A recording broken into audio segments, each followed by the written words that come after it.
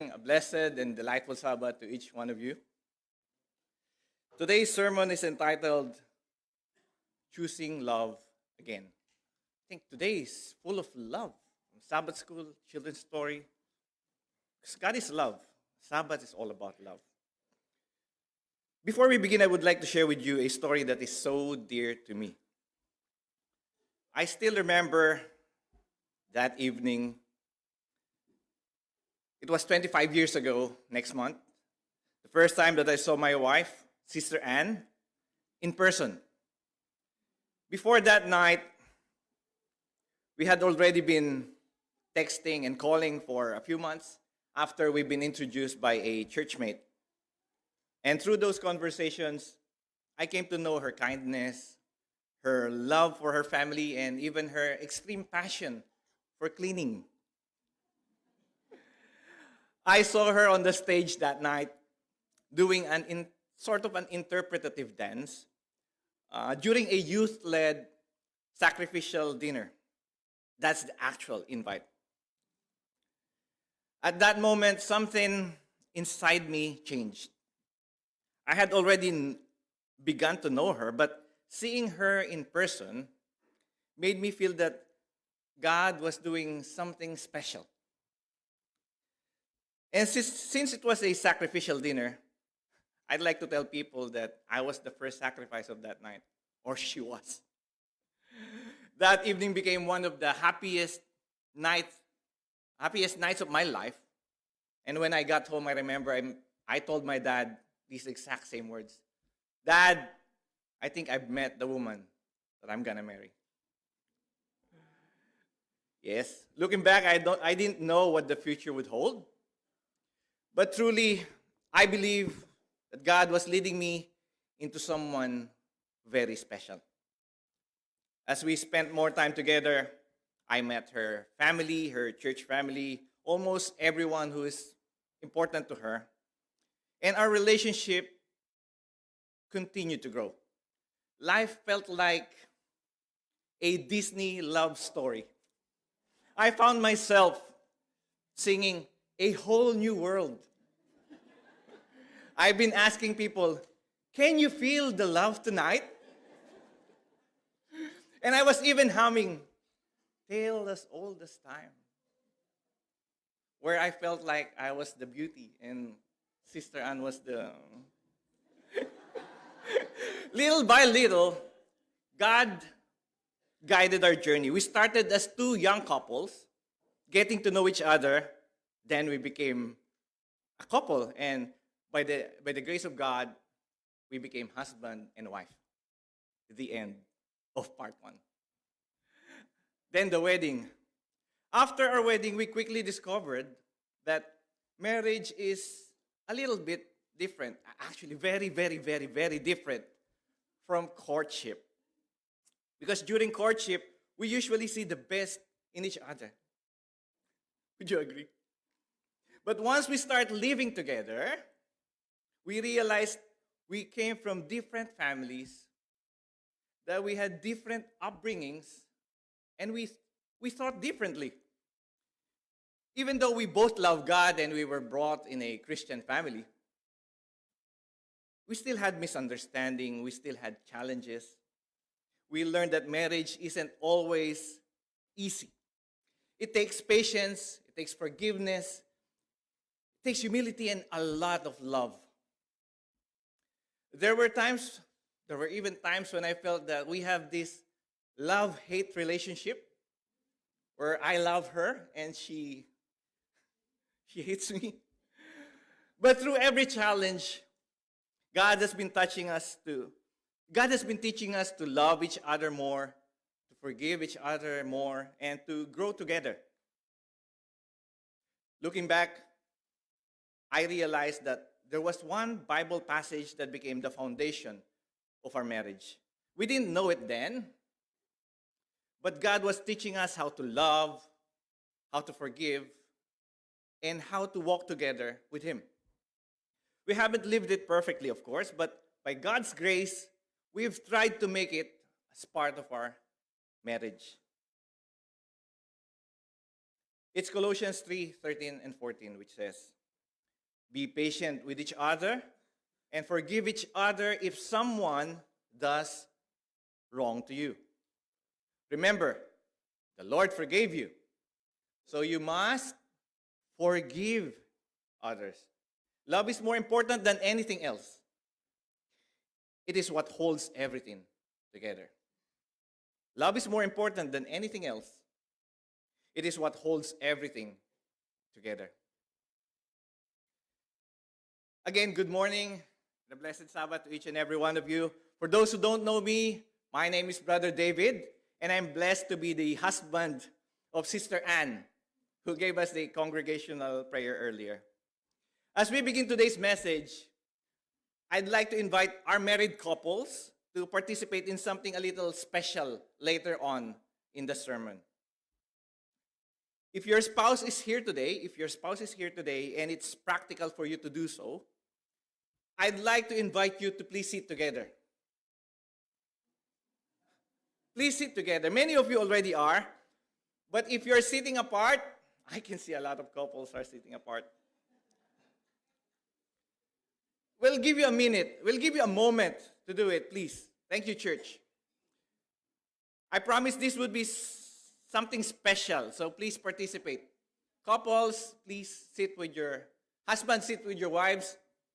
Wives, please sit with your husbands. And for everyone else, if you can please help those who have children to please take care of their babies so that they can sit together. Husbands, up there, please come down, be with your wife. All right. Before we continue, I would like to say something important. At first glance, you might think that today's message is only for married couples, but it is not. This message is for everyone. If you're young, don't tune out just because you're not married yet. In fact, this message may help you more than anything else. God isn't only preparing you to find the right person. He is actually preparing you to be the right person. Because a great marriage doesn't begin after the wedding altar. It begins years earlier when we learn how to love, when we learn how to forgive, when we learn how to serve, and when we learn how to walk with the Lord. Now, if you're single, remember this. Your worth does not depend on whether someone chooses you. Your worth was settled the day God created you. You are already loved. You are already accepted. And you are already precious in the eyes of God. Now, if you've lost a husband or a wife, we want you to know that you are part of this message too. Your life reminds us that love is a gift, that commitment is sacred, and that God's faithfulness remains even when someone we love is no longer with us. And to our children, you may not remember whatever I'm going to say today. That's okay. But I hope, children, that you remember that this is a church that believes that love is worth protecting. That this is a church that believes forgiveness is worth practicing. Children, this is a church that believes families are worth praying for. So whether you're married or engaged, dating, single, widowed, young or old, young at heart, separated temporarily or permanently, this message is for you. This message is for all of us. Because every one of us is learning the same lesson today. Not simply how to love, but how to love like Jesus. How to love like our Lord Jesus. Let us pray. Heavenly Father, we thank you for loving us even when we are imperfect, even if we are not qualified. Thank you for forgiving us whenever we fail. And we thank you for showing us what true love means. Father God, as we open your word today, please open our hearts as well. Please teach us to love you and how to love one another as Jesus loves us. We ask all this in his name. Amen. We're not done yet. Marriage is one of the greatest gifts that God has given humanity.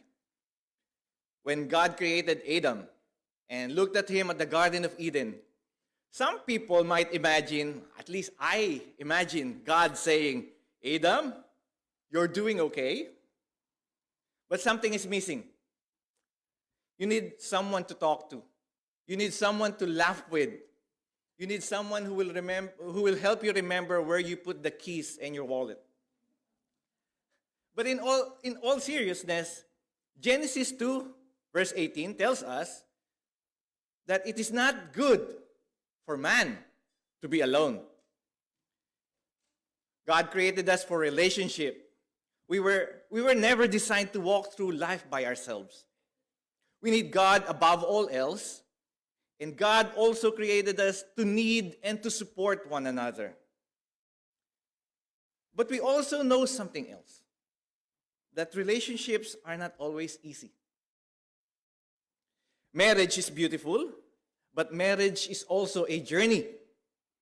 It can bring incredible joy, but it can also bring moments of pain.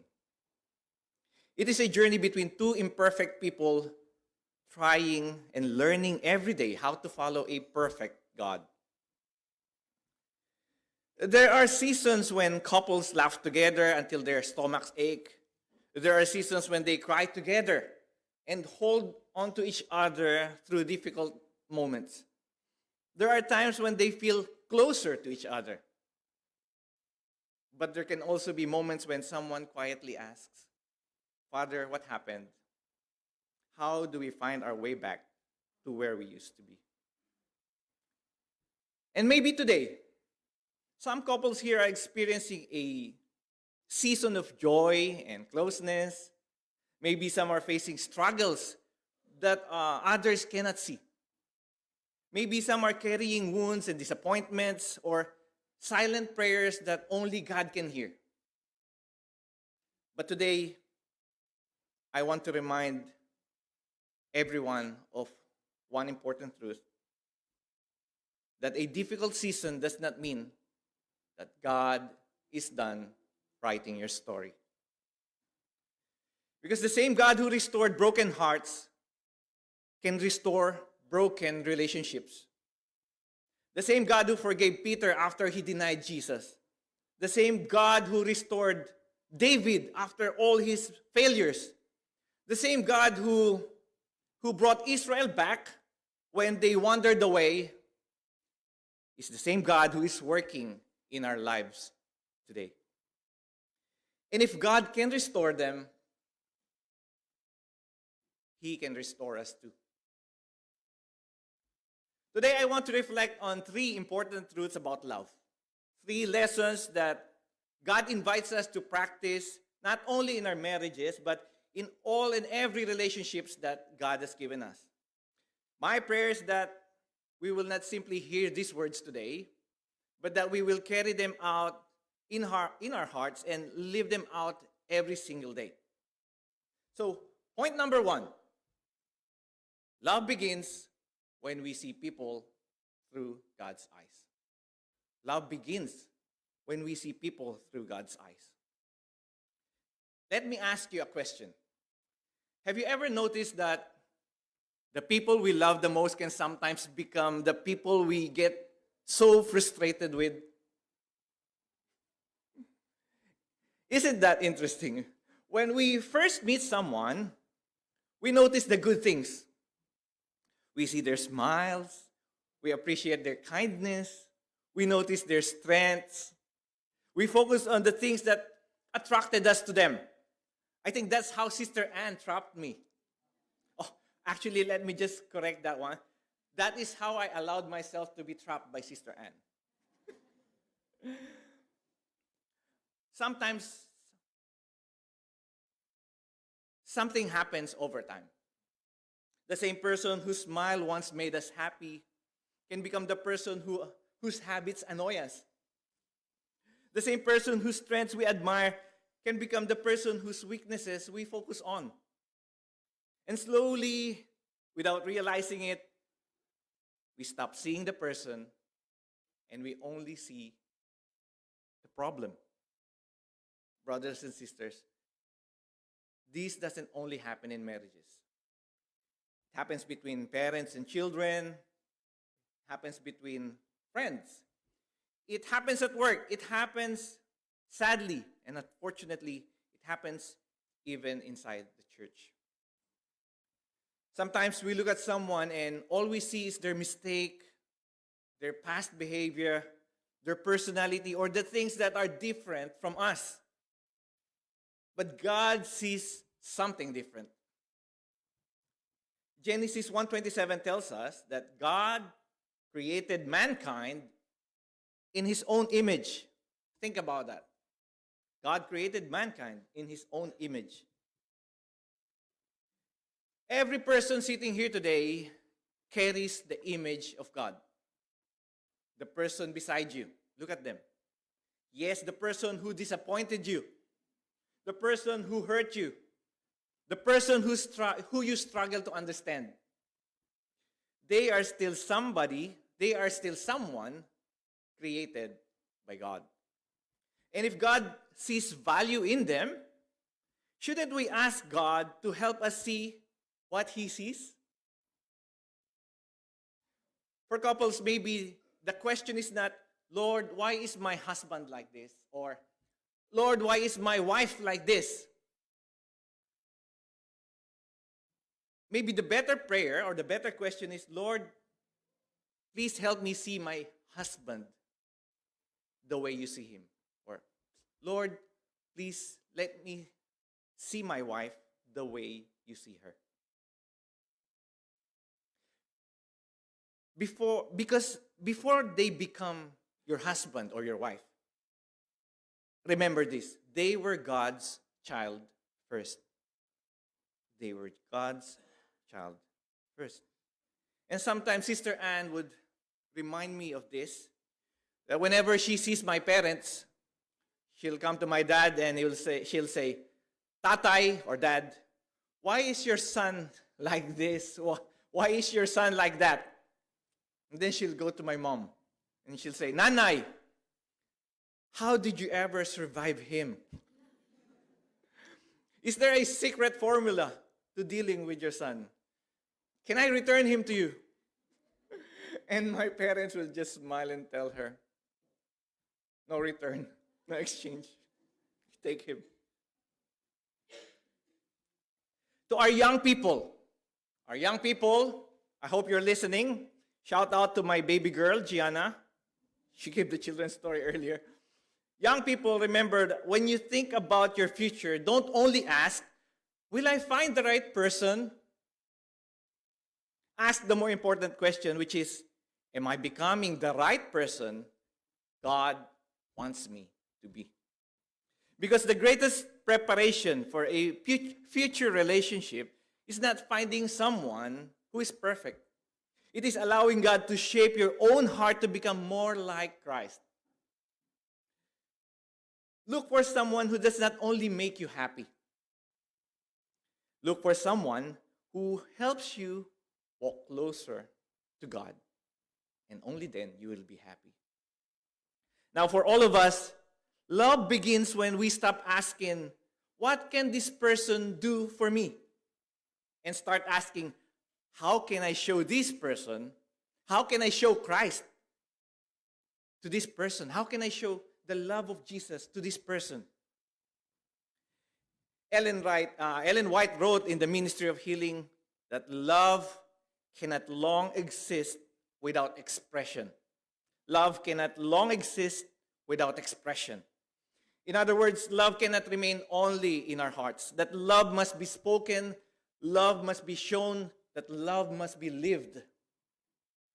Sometimes the greatest gift that we can give someone is not something expensive. Sometimes it is simply saying, I appreciate you, or I forgive you, or I am praying for you, or that I'm thankful to God for you.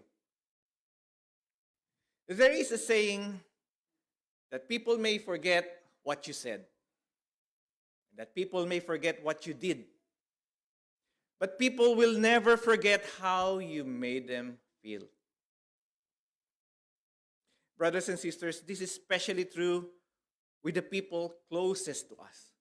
Because sometimes the people who need our love the most are the people who are already beside us. I would like to invite our married couples to take a moment. Married couples, look at your spouse beside you. Married couples, please look at your spouse beside you. Not across the room, not on someone else. Focus on your spouse. And for this moment, don't look at the mistakes. Are you still looking at your spouses? Don't look at the weaknesses. Don't focus on the things that you wish were different. Just look at the person. You're not looking at the person. The person that God gave you. And quietly tell them this. One thing that I appreciate about you is, and say it. One thing that I appreciate about you is, say it. I've told you yesterday, right? Go ahead. Don't be shy, couples. Thank you. I said one, just one thing. Because sometimes we don't need new relationships.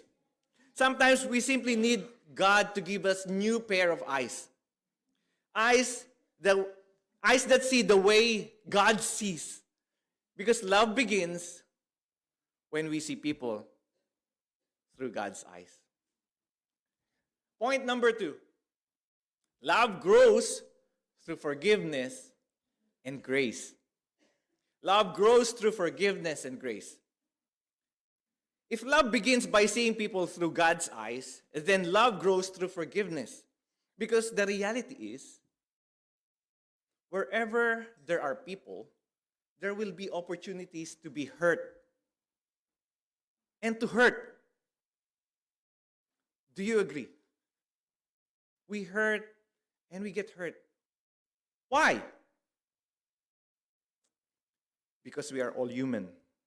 Because we all have weaknesses. We all have moments when our words come out wrong. We all have moments when we react before we think. Honestly, I'm so guilty of this. But the Bible does not promise that Christian relationships will never have a problem. The Bible teaches us what to do when problems come. In Ephesians 4:32, the Apostle Paul writes, "Be kind and compassionate to one another, forgiving each other, just as in Christ God forgave you." Notice something important in this verse. Paul does not say, forgive only when they deserve it. He does not say, forgive only when they apologize first. Instead, he said, forgive just as in Christ God forgave you. Think about that for a moment. How did God forgive us? How did God forgive us? Did He wait until we became perfect before He loved us? Who's perfect here? Did He wait until we stopped making mistakes before He showed mercy? We all know the answer. It's a big no, no, no. Romans 5:8 reminds us that God demonstrates His own love for us in this way, in this manner. That while we were still sinners, Christ, our Lord, died for us. That is the kind of love that God is teaching us. A love that gives grace. A love that chooses mercy.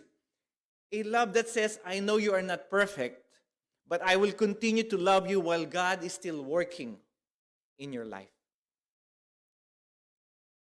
Sometimes The greatest damage in a relationship is not only the mistakes. It is actually what happens after the mistakes.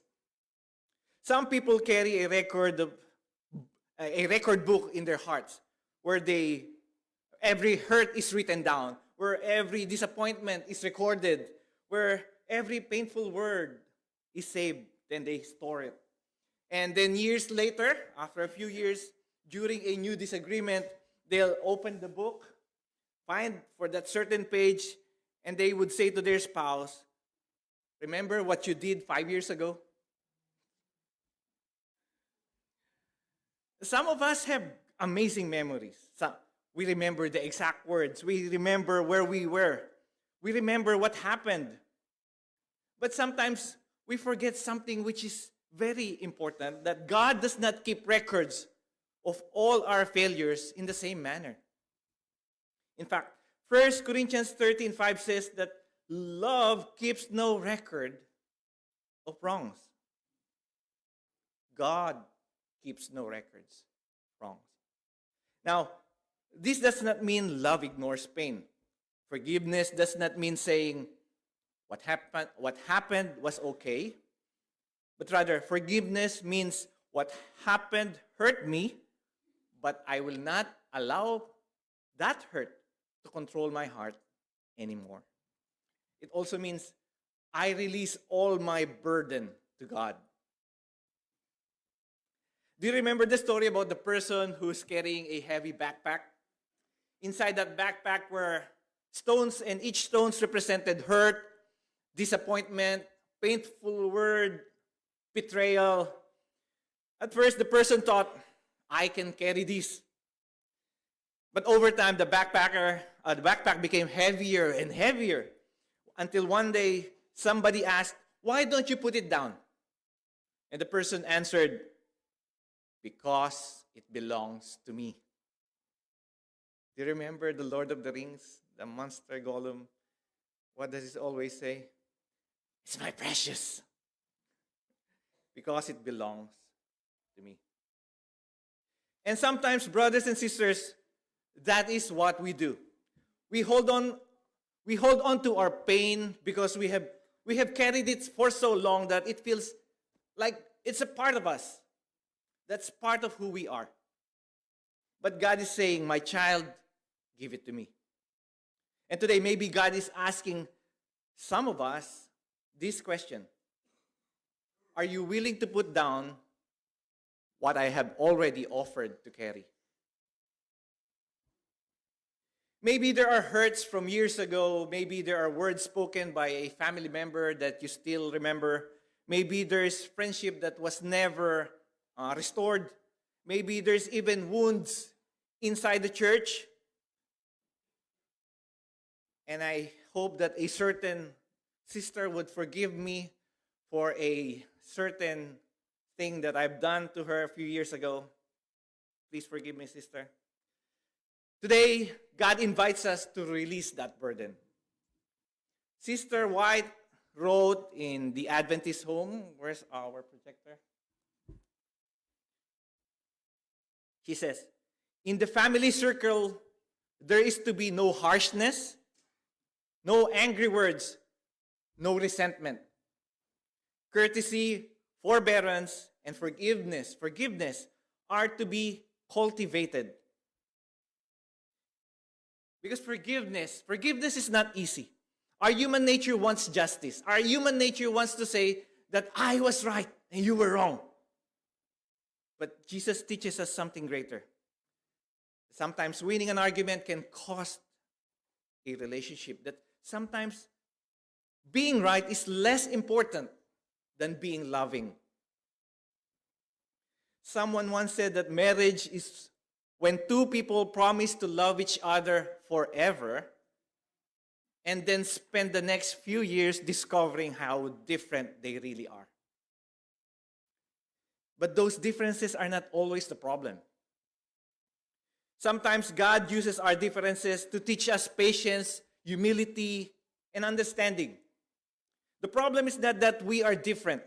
The problem is when we stop learning how to love someone who is different from us. Modern research on relationships show that healthy relationships are not those without conflict because every relationship has conflict. The difference is what happens afterward. Strong relationships are built by people who know how to connect, how to listen, how to humble themselves and say, I'm sorry, or I forgive you, or let's try again. A strong relationship is not built by two perfect people. It is built by two people who allow God to keep changing their hearts. And today I want to invite everyone, not only the couples, to reflect and ask yourself, is there something I am still holding on to that God is asking me to release? I've been asking this from all my other sermons. Is there something I'm still holding on to that God is asking me to release? Don't focus first on what someone else needs to change. You rather ask, Lord, what do you want to change in my heart? Because sometimes the first person that God wants to heal is not the person that's sitting beside you. Sometimes, most of the times, it is us. It is you. Now, the third and final thing we need to remember about love today is that love lasts when Christ is the center. That love lasts when Christ is the center. Today we have talked about seeing people through God's eyes. We talked about forgiveness and grace. But there's one more truth that we need to remember. Human love has limits. Our patience has limits. Our strength has limits. Our understanding has limits. There will be moments when we want to love, but we feel tired. There will be moments when we want to forgive, but the hurt feels too deep. There will be moments when we want to keep going on, but we just don't know where to find the strength. And that is why relationships need something greater than human effort. Relationships need God. We all need God. Ecclesiastes 4:12 says, though one may be overpowered, two can defend themselves. A record of three strands is not quickly broken. Many people use this verse to describe marriage. Husband, wife, and then God. And that is beautiful. But the principle applies actually to every relationship. A friendship, a family relationship, a parent and child relationship, a church family relationship. And when God is at the center, He gives us strength that we cannot find on our own. Imagine a triangle. At the bottom are two people. They may be husband or wife, brother or sister, a parent or a child, just two friends. And at the top is God. The closer those two people move forward toward God, see, the closer they naturally move toward each other. But when people move away from God, even being physically close does not guarantee a close relationship. We can live in the same house and still have distance in our hearts. You can sit beside someone and still feel far away. Only God can truly bring hearts together. So for our married couples, don't only pray together when there's problem. Pray together when things are doing well. Invite God into your conversations. Invite God into your decisions. Invite God into your ordinary moments of life. Because marriage that prays together is a marriage that allows God to work together. For our single brothers and sisters, before looking for someone to walk beside you, make sure you are walking with God. Because no person can fill a place in your heart that was created only for God. The right person can walk with you toward God, but they can never replace God. Now, for our young people, the world says find someone who makes you happy. But Jesus teaches something else, something much deeper. Become someone who knows how to love. Learn patience, learn kindness, learn humility, learn forgiveness. Because those qualities will bless not only your future marriage, but every relationship that God gives you. Now for our widows and widowers, and for those whose relationships have changed, we want you to remember this, that even when a season of life changes, God's presence does not change. The love you shared was meaningful. The memories you carry are precious. And the God who walked with you before is still walking with you today. Sister White reminds us in the ministry of healing that the family tie is the closest, the most tender, and the most sacred of any on earth. It was designed to be a blessing to mankind. God cares about our relationship. God cares about our homes. God cares about the people that He has placed in our lives. There's another saying that a successful marriage is not when two perfect people come together. It is when two imperfect people refuse to give up on each other. And I would add, because Christ never gave up on them. Because Jesus, our Lord, never gives up on us. Today, I want everyone to think about one question. Whether you're married or single, widowed, young or old, ask yourself, am I allowing Christ to teach me how to love? Am I allowing Christ to teach me how to love? Because the greatest evidence that we belong to Jesus is not only how we worship during Sabbath day, not like this. It is not how we conduct ourselves inside the church. It is how we treat the people closest to us. Our Lord Jesus said Himself in John 13:35 that by this everyone will know that you are my disciples. How? If you love one another. Brothers and sisters, today we have talked about love. We have talked about forgiveness. We have talked about keeping Christ in the center. But these are not just words to say. These are not just words to hear. They are choices to make. Love is a choice. Forgiveness is a choice. Serving God is a choice. And every day God gives us another opportunity to choose love again and again and again. Marriage is a gift from God. Friendship is a gift from God. Family is a gift from God. Every relationship that God places in our lives is precious to Him. But every precious things need care. A garden does not stay beautiful without attention. A house does not remain strong without maintenance. And relationships do not remain strong without love, without forgiveness, without patience, and most importantly, without the presence of God. Finally, I would like to invite all our married couples to please stand. If you're comfortable, please stand.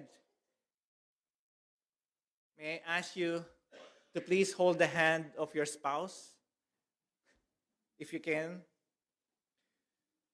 Church family, let us take a moment to honor these couples. Not because they are perfect.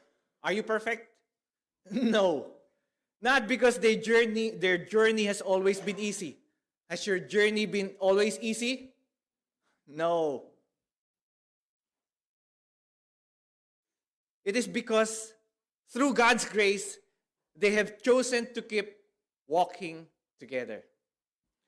Every couple standing here represents a story of joy, a story of challenge, a story of forgiveness, a story of God's faithfulness. Couples, please look at each other.